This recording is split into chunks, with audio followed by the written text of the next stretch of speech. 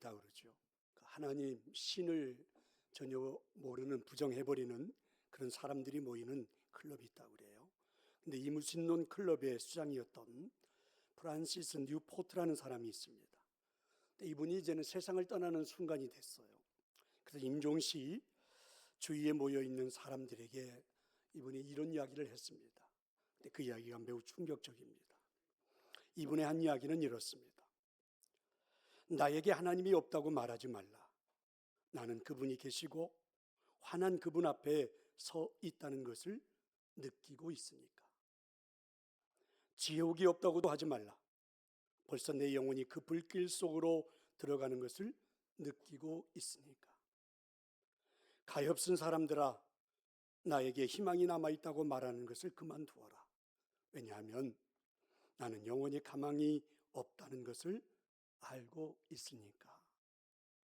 성도 여러분, 평생 하나님이 없다고 주장하면서 그런 모임을 갖고 수장이 되고 사회를 그렇게 이끌었던 이 사람이 막상 죽음이 가까이 왔을 때 여러분, 하나님의 살아계심이 느껴지다니, 이게 얼마나 아이러니한 일입니까? 아니, 일상에서 느끼고 살았다면 얼마나 좋았을까? 왜 우리는 하나님의 임재를 애써 외면하면서 사는 걸까? 조금만 관심을 가지면 얼마든지 느낄 수 있는데 말입니다. 하나님의 임재를 목숨 걸고 소망했던 한 사람을 여러분에게 소개합니다. 하나님 만나고 싶은 그 갈급함을 눈물로 표현했던 한 사람을 여러분에게 소개합니다. 그 사람은 바로 다윗입니다. 오늘 우리가 함께 읽었던 이 본문 말씀에 보면 시편 42편 이렇게 써 있고 그 위에 그 밑에 작은 글씨로 이렇게 쓰여져 있죠. 고라 자손의 맞서길, 그리고 인도자를 따라 부르는 노래, 이렇게 써 있습니다. 이게 무슨 뜻일까? 고라 자손을 이해하기 위해서는 먼저 고라 족속을 좀 알아야 하겠죠. 민수기 16장에 보면 이 고라 족속들은 출애굽 당시 모세의 지도력에 반기를 들었다가 땅이 갈라져서 그 족속들이 함께 다 땅속에 삼켜지는 끔찍한 형벌을 받았던 그런 사람들이 고라 자손들이죠. 불명예스러운 역사를 지닌 때 살던 그 자손들은 다윗의 시대가 되어서야 그때 성전에서 섬기는 자들, 그 레위 자손의 일들을 회복할 수가 있게 되었죠. 레위 자손들의 역할이 그때서야 회복이 된 겁니다. 그래서 오늘 본문은 아마도 이 고라 자손 중에 한 사람이 다윗과 함께 피난의 세월들을 보내면서 생생하게 경험했던 것을 시로 쓰지 않았을까? 그런데 분명 고라 자손이 쓴 시인데 마치 다윗의 이야기처럼 생생하게 느껴진다는 거죠. 다윗이 쓴 시처럼 느껴지고 있다는 것입니다. 자, 먼저 오늘 본문의 배경이 되는 장소가 있습니다. 오늘 본문의 배경이 되는 장소는 엔게디 사막입니다. 예루살렘에서 보면, 지도를 한번 보면 영어로 써 있어서 좀 그런데요, 그 중앙 제일 가운데쯤에 보면 사해바다가 있죠. 그리고 그 사해바다 바로 밑으로, 예루살렘에서 보면 동쪽으로 약 40km를 내려가는 곳에 엔게디, 그렇게 사막이 위치해 있죠.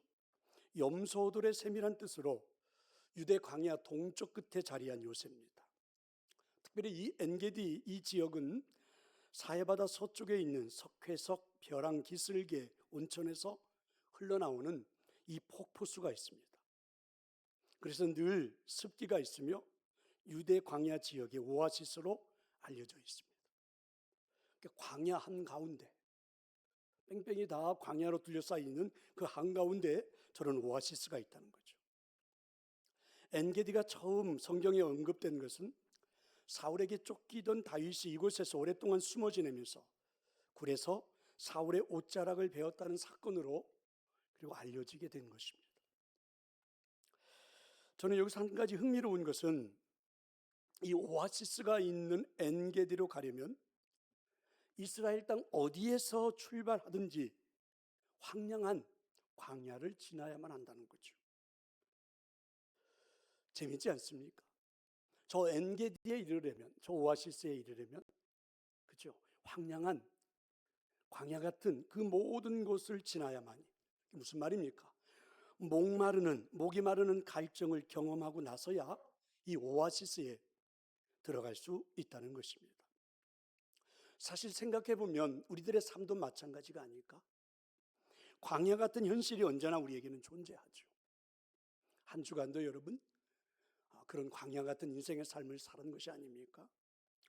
도망을 쳐야 할 만큼의 현실도 우리에게는 따라오죠.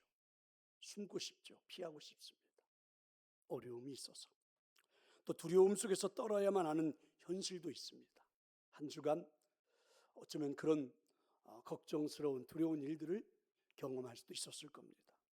또 어느 순간에는 세상으로부터 또 사람들로부터 고립이 되어서 홀로 놓여져 있는 그런 순간도 있죠.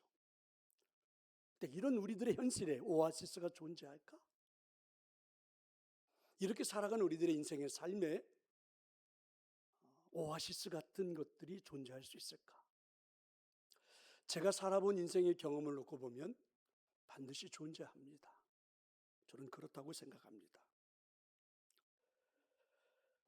다만 이 오아시스는, 이 엔게디와 같은 이 사막은 숨겨져 있다는 거죠. 재미나는 것은 광야를 지나야만이 맛볼 수가 있다. 광야 같은 험난한 인생을 살아야만이 체험해 볼 수 있다.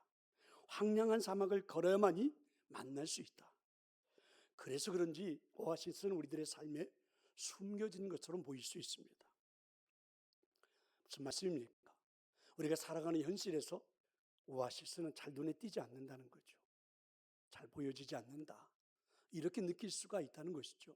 그런데 오늘 성경에 보면 다윗은 그런 인생의 삶에서 오아시스와 같은 인생의 삶을 느끼고 있다. 이게 이제 오늘 본문의 말씀이죠. 자, 1절에 보면 이렇게 되어 있습니다. 하나님이여 사슴이 시냇물을 찾기에 갈급함 같이 내 영혼이 주를 찾기에 갈급하니이다. 다윗은 지금 하나님을 만나고 싶은 갈급함을 체험하고 싶다. 아니, 체험하게 되었다. 이렇게 노래하고 있는 거죠. 자, 여러분, 갈급함이라는 단어의 뜻이 뭘까? 갈급함은 무언가를 몹시 간절하게 원하고 그리고 마음이 타들어가는 상태를 말하죠. 목마를 갈증이라는 말이죠.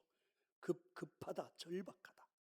그러니까 즉 목이 말라 견딜 수 없는 상태처럼 마음이 절실하고 절박한 그 감정의 상태를 표현할 때 갈급하다 이런 말을 쓰는 거죠.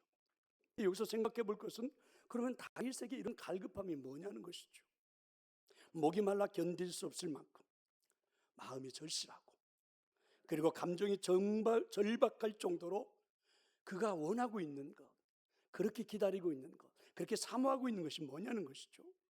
그것은 바로 하나님을 체험하고 싶은 절박함을 고백합니다. 성도 여러분, 지금 여러분의 갈급함은 무엇입니까? 여러분 어떤 갈급함을 가지고 인생을 사십니까? 어떤 분들은 사랑에 대한 갈급함이 있겠죠. 정말 사랑을 받고 싶다. 어떤 분들은 인정함에 대한 인정받고 싶은 갈급함도 있을 겁니다. 어떤 분들은 진리에 대한 갈급함도 있죠. 물론 물질에 대한 갈급함도 있는 분이 있을 겁니다. 사실 이 갈급함이라는 단어는 평상시는 우리가 잘 사용하지 않죠. 왜 그럴까요? 제가 볼 땐 이런 것 같아요. 이 말이 좀 무겁고 좀 너무 진지하기 때문이 아닐까? 그래서 우리가 평상시에는 갈급함이라는 말보다는 오히려 보통 간절함, 그리고 절실함, 또 목마름 이런 말을 많이 사용하지 않을까? 2월 한 달 우리 교회가 정하고 해보자고 하는 주제가 이제 목마름인데요. 그렇게 사용하지 않을까? 하지만 간절함, 절실함, 목마름 이런 단어를 가지고 표현하기는 좀 약한 것 같아요. 우리 가슴을 너무 깊게 파고들고 있는 그 감정, 절절하게 가슴 아프게 그 가슴에 뭔가 뜨겁게, 자 이런 것들을 표현할 때 갈급함이라는 말이 더 어울린다고 생각합니다. 그러니까 다윗의 그 절절한 마음을, 지금 다윗이 뭔가를 간절히 원하고 있는 그 마음을 느낄 수 있도록 오늘 시는 갈급함이라는 단어를 썼다는 것이죠. 그러니까 다윗은 지금 그렇게 절절하게 가슴 뜨겁게 하나님을 만나고 싶다는 그런 표현이죠. 그렇다면 저는 오늘 이 말씀을 한번 생각해 보기 전에 이런 추측을 한번 해보면 어떨까 생각이 듭니다. 다윗에게 이렇게 하나님을 만나고 싶은 갈급함이 있다는 것은 그의 인생에 지금 어려움이 찾아왔다는 말이 아닐까? 큰 어려움이 오지 않았을까? 근데 이걸 역으로 말해보면 다윗의 인생에 큰 어려움이 찾아와서 그 어려움 때문에 이런 갈급한 마음이 생기는 것이 아닐까? 그런데 더 중요한 건 이 갈급한 마음 때문에, 어려움 속에서 생겨난 이 갈급한 마음 때문에 오히려 큰 문제처럼 여겨지는 문제가 큰 문제가 아닌 것처럼 보여질 수도 있고 해결될 수도 있지 않을까. 그러니까 우리에게 필요하다는 것이 이 갈급한 마음이 아닐까, 이런 것이죠. 이런 추측을 한번 해볼 수가 있다는 것이죠. 그럼 모든 사람들이 다 이렇게 되는가? 아닙니다. 사람들이 어려움이 생기면 두 가지를 선택하죠. 먼저 하나는 걱정, 근심에 사로잡혀서 실망하게 됩니다. 실망하는 것이 길어지게 되면 어느 순간 포기하게 되죠. 인생에 대해서 포기하기 시작하면 어떤 일들이 벌어집니까? 타락하게 됩니다. 심하게는 패가망신도 되고, 심하게는 스스로 자신이 목숨을 끊기도 하죠. 그런 일들이 얼마나 많습니까? 하지만 이렇게 선택하는 사람도 있어요. 어려움 속에서 걱정만 하지는 않습니다. 분명히 걱정스러운 일들이지만 문제를 해결해 보고 싶은 갈급함이 생긴다는 거죠. 어떻게든 이 문제를 해결해 봐야 되겠다. 어떻게든 이 문제를 뚫고 나가야 되겠다. 이런 갈급함이 생기고, 그 갈급한 마음이 생기면 그 안에 소망이 담겨지게 된다는 거죠. 그래서 그 소망을 붙잡고 오히려 어려움을 극복하고 이겨내는 경우들이 많다는 것입니다. 그러니까 여기서 중요한 것은 이제 이것입니다. 그럼 그 갈급함이 무엇인가? 어떤 갈급함을 우리는 가지고 있느냐? 정말 중요하죠. 다윗에게 갈급함은 하나님을 만나는 겁니다. 하나님을 만나고 싶다. 어떤 사람들은 이런 갈급한 상황이 오면 막 권력을 찾죠. 권력에 대한 갈급함. 어떤 사람은 돈에 대한 갈급함. 어떤 사람은 명예죠. 자존심입니다. 이런 것에 대한 갈급함. 그래서 잠깐 이런 갈급함 때문에 문제가 해결되는 것처럼 보이긴 하지만 이내 어려움을 겪지요. 근데 오늘 다윗은 그런 갈급함이 아닙니다. 하나님을 만나고 싶은 갈급함. 이제 묻고 싶습니다. 여러분은 지금 어떤 갈급함이 있습니까? 어떤 갈급함을 가지고 오늘 이 자리에서 하나님을 만나고 계십니까? 다윗은 구체적으로 그러면 어떤 갈급함이 있을까? 사무엘상 23장 26절에 보면 이런 말씀이 있습니다. 사울이 산 이쪽으로 가매 다윗과 그의 사람들은 산 저쪽으로 가며 다윗이 사울을 두려워하여 급히 피하려 하였으나 이는 사울과 그의 사람들이 다윗과 그의 사람들을 에워싸고 잡으려 함이라. 그러니까 무슨 말이냐면 다윗은 지금 위급한 상황을 해결하지 못하면 죽을지도 모른다는 거죠. 상대가 사울왕입니다. 그것도 3,000명의 군사를 이끌고 전국을 샅샅이 찾아다니고 있습니다. 그렇게 포위망을 좁혀오더니 지금은 다윗이 숨어있는 이 엔게디 지역을 완전히 그 군사로 에워싸버리고 말았습니다. 이제 이때 다윗과 함께 도망자가 되어 여기저기 도망 다니던 그 고라 자손 중에 한 사람, 그게 이제 오늘 시편 42편을 기록한 사람이죠. 이 사람, 이 시인의 눈에 보기에는 그렇게 어려움 속에 있는 이 다윗이 여러분 인생의 삶을 포기하지 않고 살기 위해서 몸부림치고 있는 그 모습이 마치 시인의 눈에는 사슴이 시냇물을 찾는 갈급함과 똑같이 보이더라. 그래서 그렇게 노래한 거죠. 그래서 지금 시인이 다윗을 보는데 다윗에게는 그런 갈급함이 있더라. 어떤 갈급함? 시인의 눈에 비치는 다윗의 갈급함이 뭐냐? 그게 이제 여러분 1절과 2절입니다. 자, 우리 한번 1절과 2절의 말씀을 읽어봅시다. 하나님이여 사슴이 시냇물을 찾기에 갈급함같이 내 영혼이 주를 찾기에 갈급하니이다. 내 영혼이 하나님 곧 살아계시는 하나님을 갈망하나니 내가 어느 때에 나아가서 하나님의 얼굴을 배울까? 자, 다윗의 갈급함이 무엇입니까? 그러니까 목이 말라 견딜 수 없을 만큼의 절절한 마음, 그러니까 절실하고 절박한 감정의 상태를 가지고 그가 사모하고 기다리고 있는 것이 무엇입니까? 하나님이십니다. 살아계신 하나님을 찾고 있다는 것이죠.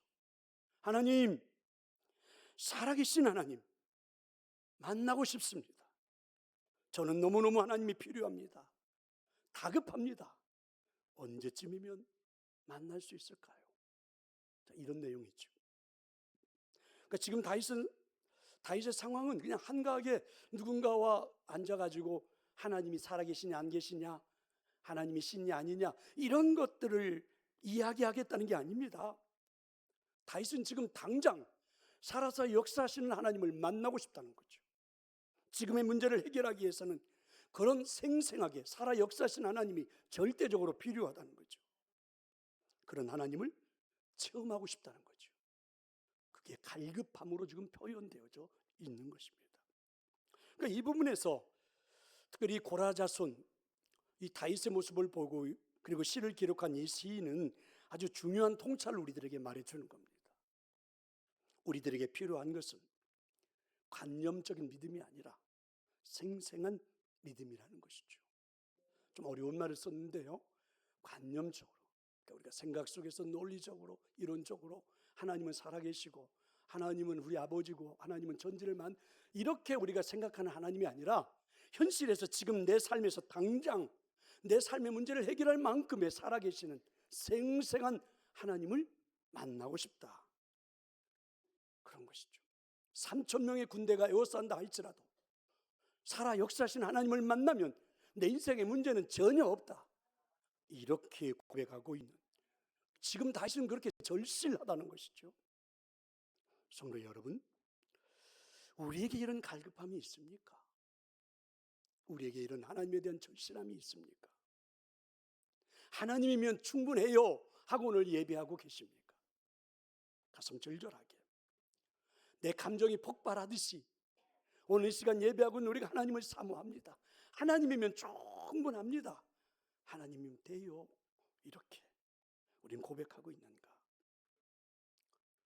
문제는요, 이런 다윗과 같은 갈급함은 저절로 생기는 것이 아닙니다. 그냥 오늘 우리가 주일 예배의 자리에 앉아 있습니다. 이 자리에 앉아 있기만 하면 이런 절절함이, 이런 절박함이, 이런 갈급함이, 하나님을 사모하는 마음이 우리에게 그냥 넘치는 걸까? 오늘 이 자리에 앉아서 예배하는 여러분들 중에는 정말 생생한 하나님을 체험하고 싶은 분들도 그런 갈급함도 있겠지만 어쩌면 관념처럼 하나님을 예배하고 있는 것은 아닐까?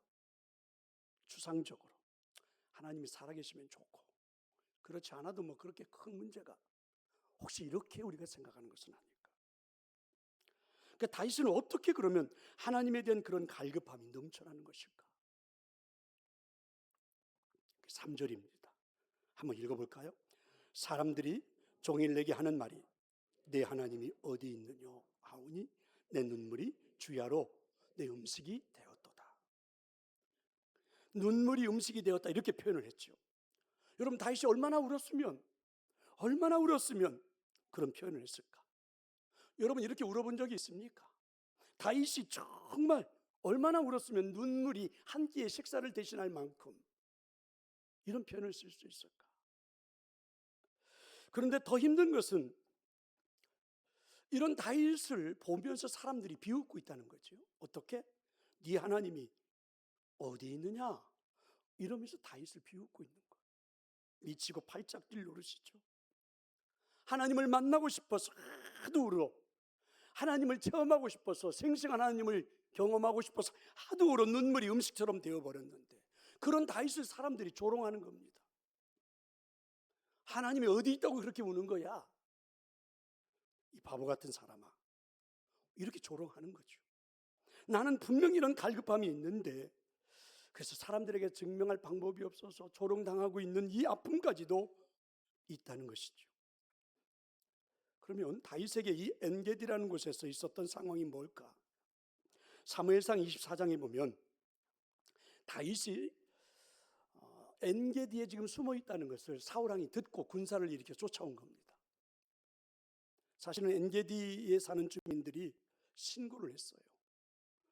엔게디 지역에 큰 어려움을 당했을 때, 아말렉 사람들이 와서 노략질할 때 다윗이 그 피난 다니고 도망 다니면서도 그곳에 가서 군사를 일으켜 그 사람들, 동네 사람들을 구해주고 그들에게 힘을 줬거든요.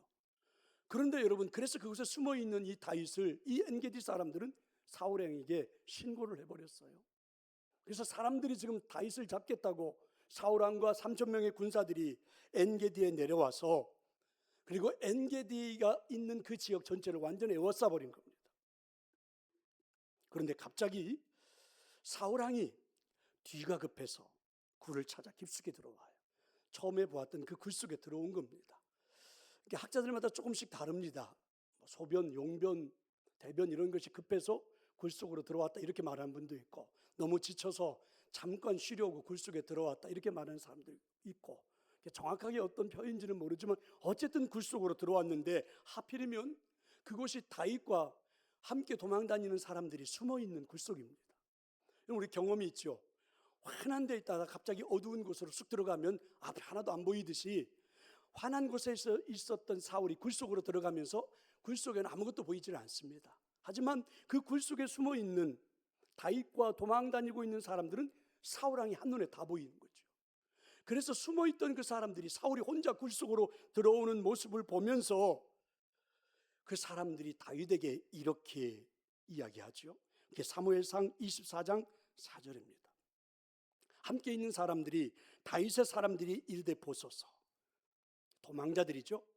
여호와께서 당신에게 이르시기를 내가 원수를 내 손에 넘기리니 네 생각에 좋은 대로 그에게 행하라.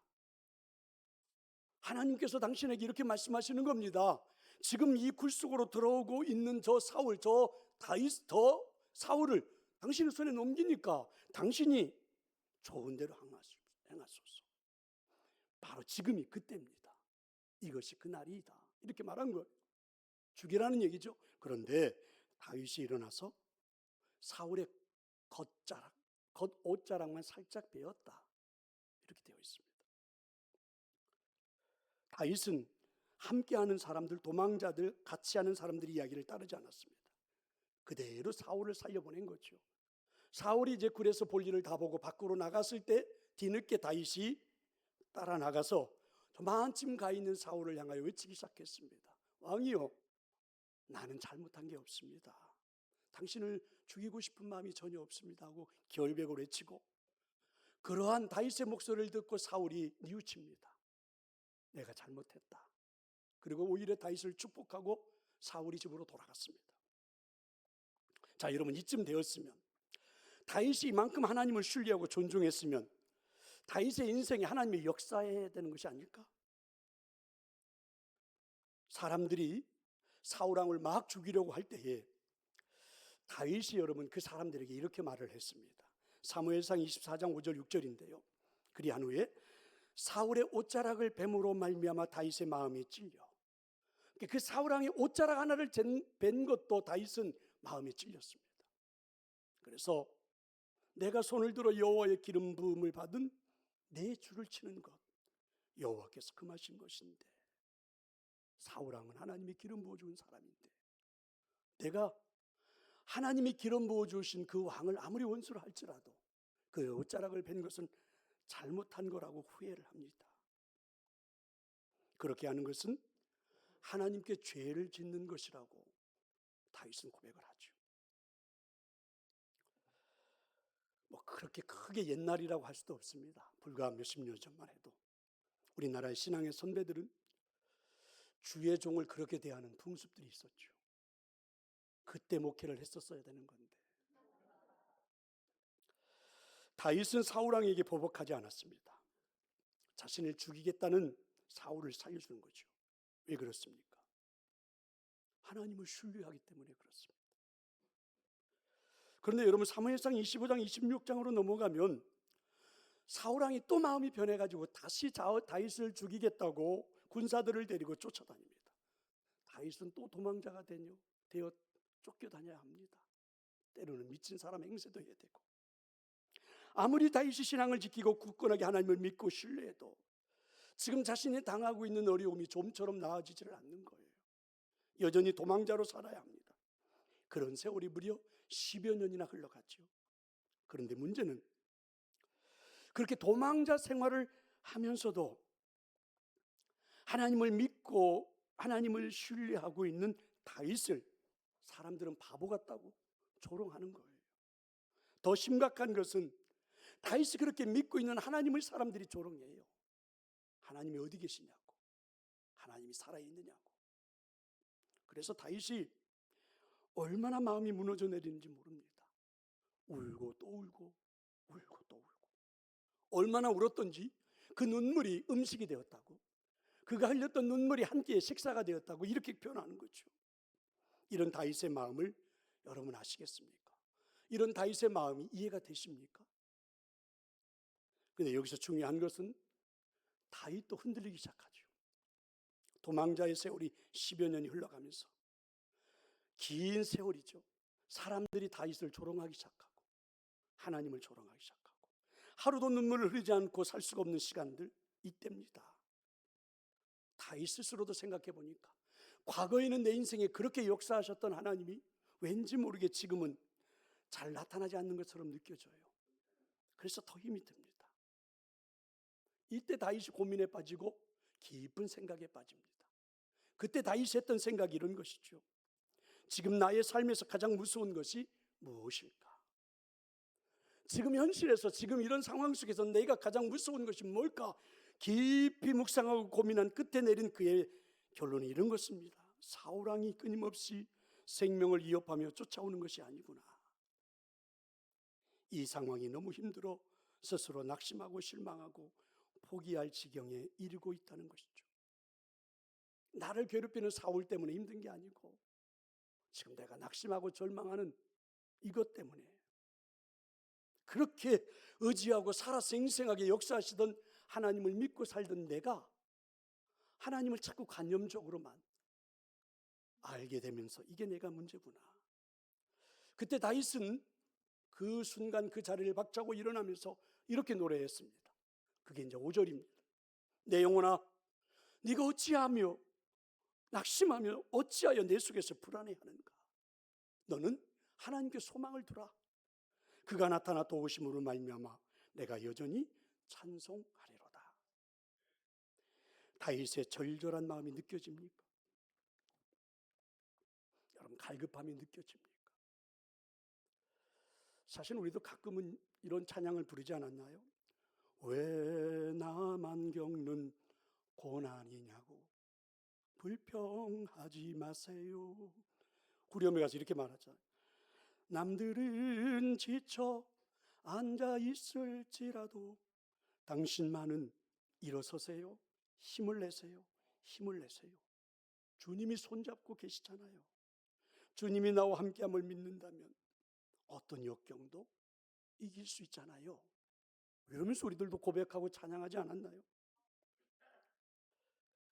다윗은 자신이 한 그동안의 믿음의 행동들, 은혜로 믿음으로 살려고 몸부림쳤던 자신의 행동들을 보면서 함께했던 사람들이 자신을 이해해주고 자신을 따라주고 자신의 동역자가 되리라고 생각을 했을 겁니다. 그런데 그 사람들은 다윗의 편도 아닙니다. 하나님의 편도 안 들어줘요. 점점점 외톨이가 되어버리는 이 상황 속에서 다윗에게 찾아온 감정은 불안입니다. 낙심이에요. 그래서 노래하기 시작한 겁니다. 불안해하지 말아라. 불안해하지 말아라. 더 이상 사람들을 바라보지 말고 하나님께 소망을 두어라. 지금까지 그랬던 것처럼 하나님께서 도우심을 확신해라. 이렇게 말입니다. 여러분, 아프리카에 서식하는 독수리의 일종인 뱀잡이술이라는 그러한 하늘 높이 나르다가 먹이를 발견하면 쏜살같이 내려와 먹이를 낚아채는 민첩한 새가 있다고 그러죠. 그런데 땅에 내려와 먹이를 먹고 있을 때에 갑자기 사자나 표범 같은 맹수의 습격을 받게 되면 그래서 이 독수리가 잡혀 먹힌다는 거죠. 이유는 맹수들이 공격하는 순간 당황한 나머지 날지를 않고 혼신의 힘을 다해서 뛰기 때문입니다. 여러분, 사자가 공격을 해오면 하늘로 날아버리면 되는 건데 날지 않고 계속 뛰어가다가 결국은 붙잡혀 먹히는 거죠. 이유는 자신이 날 수 있다는 걸 잃어버리기 때문인 거죠. 하늘로 날 수 있다는 그런 존재라는 걸 잊어버리는 거죠. 이런 일이 뱀잡이 수리에게만 일어나는 일일까요? 인생이 어려움을 당하고 뜻하지 않은 낭패를 보았을 때 많은 사람들도 그리합니다. 자신이 다시 날아오를 수 있다는 사실을 잊어버리고 말죠. 세상에 불려오는 염려와 근심에 사로잡히면 어쩔 수 없이 다시 날 수 있다는 그 사실을 잊어버리고 결국은 주저앉는 거죠. 낙심과 불안이 무엇인가요? 낙심과 불안이 뭘까? 낙심이라는 단어를 영어 단어를 보니까 참 재밌습니다. 다운캐스트. 이 말이 눈이 아래로 향한 기가 꺾인 풀죽은 한마디로 눈을 내리까는 것이죠. 아래를 바라보면 낙심한다는 말이죠. 다윗은 깨달은 것입니다. 지금 내가 무엇을 보고 있는가? 지금 세상을 보고 옆에 있는 친구들을 보고 있던 내 자신이 이렇게 낙심하는 것이 아닌가? 그래서 다시 자신에게 다윗이 고백하기 시작하는 겁니다. 나의 영혼아, 왜 내 안에서 불안해하느냐? 이제 자신의 영혼을 향해서 다윗은 명령하기 시작해요. 눈을 아래로 깔지 말고 하나님을 향해 소망을 두고 하나님을 바라보라. 소망의 근거가 무엇일까요? 도우시는 하나님이십니다. 한기채 목사님이 써놓은 습관 신앙을 말하다에서도 써놓은 이 책에 보면 이 부분을 그 목사님 이렇게 해석을 했더라고요. 어려움 때문에 마음까지 우울해질 때, 어려움 때문에 마음까지 우울해질 때 스스로에게 말해야 한다는 거죠. 하나님께 소망을 두라고, 오히려 찬양하겠다고 그렇게 말해보라는 거죠. 여러분, 자동차가 앞으로 가는가 뒤로 가는가, 자동차가 전진하느냐 아니면 후진하느냐는 엑셀이 결정하는 게 아니죠. 변속 기어를 여러분 앞으로 넣어놓으면 자동차는 앞으로 가고 후진 기어를 넣으면 뒤로 갈 수밖에 없습니다. 우리를 낙심케 하고 불안하게 만드는 환란은 나의 의지와 상관없이 내게 얼마든지 올 수 있습니다. 하지만 내 생각은 내가 선택할 수 있습니다. 기어를 어디에다 놓을 거냐, 앞으로 뒤로, 그건 내가 할 수 있는 일들입니다. 오늘 다윗의 생각이 무엇입니까? 사람들이 뭐라고 하든 자신은 하나님을 갈망하며 하나님을 바라보겠다는 거죠. 이 갈급함만 있으면 된다는 거예요. 지금 다윗에게 필요한 건 상황의 반전도 아닙니다. 다윗에게 필요한 건 사울왕이 달라져서 자신을 우대해달라는 것도 아니에요.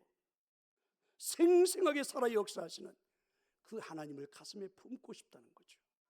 그것도 가슴 절절하게, 그것도 내 감정이 폭발되어지는 것 같은 그런 마음으로 하나님을 만나고 싶다는 거죠. 2월, 성도 여러분, 2월은 우리의 신앙이 이런 갈급함, 목마름을 회복하는 달이 되었으면 좋겠습니다. 사람들은 깨어진 하나님과의 관계 속에서 비로소 그때 알게 됐죠. 우리의 영혼이 하나님 안에 있을 때가 얼마나 행복했는가, 마음껏 하나님을 찬양하던 때가 얼마나 귀했던가, 그때 얼마나 큰 하나님의 은혜가 있었을까. 그때를 추억하고 나서 지금 나에게 필요한 것은 다른 어떤 것도 아닌 하나님의 은혜임을 깨닫지 않습니까? 가장 고통스러운 순간에 사슴이 시냇물을 찾기에 갈급한 것처럼 하나님을 사모하며 영혼의 침체에서부터 벗어나는 것, 이 한 달, 그리고 지금 우리에게 필요한 것은 이런 갈급함이 아닐까. 생생하게 살아 역사하시는 하나님, 다윗이 만났던 그 하나님, 우리들도 사모하며 갈급해하며 그렇게 만나볼 수 있는 그런 역사가 있기를 축원합니다. 찬양하겠습니다.